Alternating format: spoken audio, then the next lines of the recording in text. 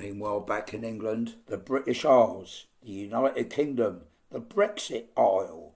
There we are. You can see with a channel all around.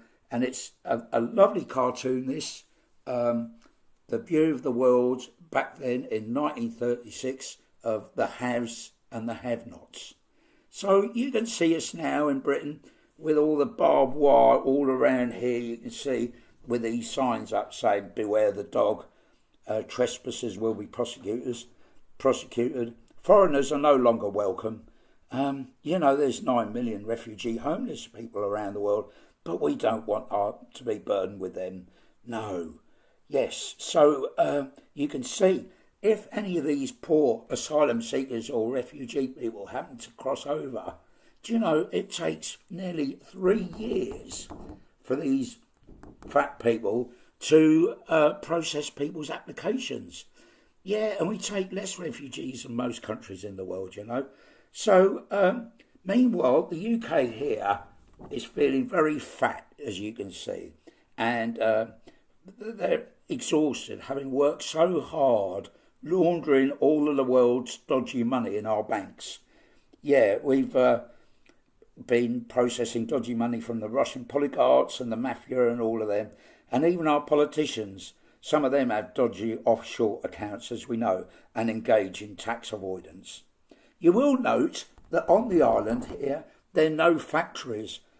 This is all outsourced to China now these days. And, of course, China causing a massive global warming. And that's why Britain's all gone, it's all gone tropical now in the United Kingdom due to the global warming. And you can see giant grapes and giant coconuts and giant grapefruits and melons all growing on the British Isles now. And, so hot, isn't it? And our final cartoon, here we are. This came out in 1938, this splendid cartoon. And it depicted Parliament. It came out to coincide with that film, that lovely film, The Greatest Show on Earth. You know the one about circuses? Well, here we have this lovely newspaper cartoon depicting Parliament as the worst circus show on earth. And the politicians as being a right circus and a bunch of clowns.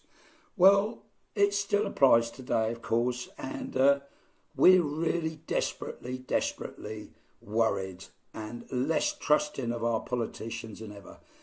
All the polls recently show that trust in politicians has gone down and down and down in recent years. Anyway, I do hope you enjoyed these cartoons.